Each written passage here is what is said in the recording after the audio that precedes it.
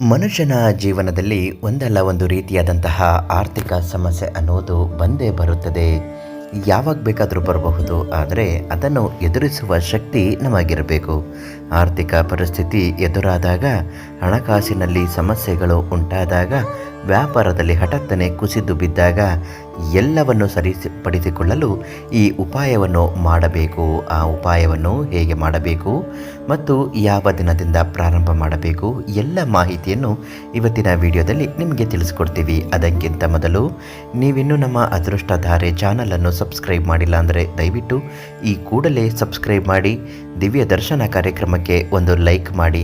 ನಾವು ಹಾಕುವಂತಹ ಪ್ರತಿ ದೈವ ಮಾಹಿತಿ, ಸಮಸ್ಯೆಗಳ ಪರಿಹಾರ ಮಾಹಿತಿಗಳು ಎಲ್ಲವೂ ನಿಮಗೆ ಉಚಿತವಾಗಿ ಲಭ್ಯವಾಗುತ್ತೆ. ಹಾಗೂ ನಿಮ್ಮ ಮನೆಯಲ್ಲೇನಾದರೂ ಅದೃಷ್ಟ ಲಕ್ಷ್ಮಿ ಕಟಾಕ್ಷ ಯಂತ್ರವನ್ನು ಪ್ರತಿಷ್ಠಾಪಿಸಿ ಪ್ರತಿನಿತ್ಯ ಪೂಜೆ ಮಾಡುವುದರಿಂದ ಮನೆಯಲ್ಲಿರ್ತಕ್ಕಂತಹ ಪ್ರತಿಯೊಂದು ಸಮಸ್ಯೆಯೂ ಕಳೆದು ಹೋಗುತ್ತೆ, ಸಾಲ ಬಾಧೆಯೂ ಕೂಡ ನಿವಾರಣೆ ಆಗುತ್ತೆ.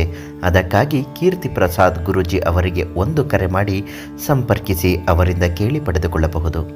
ಇನ್ನು ನಾವು ವಿಚಾರದಲ್ಲಿ ತಿಳಿಸುವ ಹಾಗೆ, ಈ ಉಪಾಯವನ್ನು ಮಾಡಲು ಮೊದಲಿಗೆ ಸ್ವಚ್ಛವಾದ ಬಿಳಿ ಹಾಳೆಯನ್ನು ತೆಗೆದುಕೊಳ್ಳಬೇಕು. ಬಿಳಿಯ ಹಾಳೆಯನ್ನು ತೆಗೆದುಕೊಂಡ ಮೇಲೆ ನಿಮಗಿರುವ ಕಷ್ಟಗಳನ್ನೆಲ್ಲ ಬಿಳಿಯ ಹಾಳೆಯ ಮೇಲೆ ಬರೆಯಬೇಕು.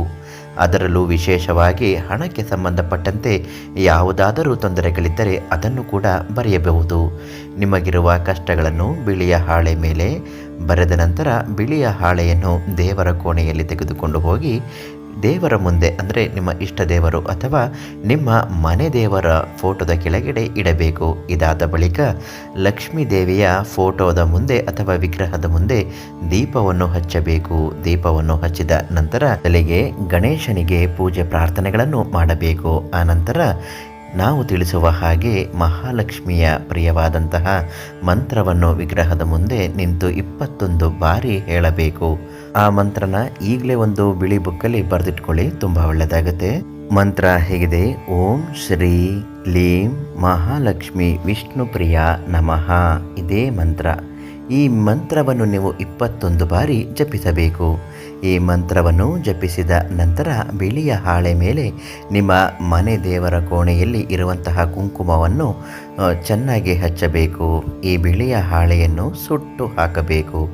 ಬಿಳಿಯ ಹಾಳೆಯನ್ನು ಸುಡಬೇಕಾದರೆ ನೀವು ಮನಸ್ಸಿನಲ್ಲಿ ಪ್ರಾರ್ಥನೆಯನ್ನು ಮಾಡಿಕೊಳ್ಳಬೇಕು.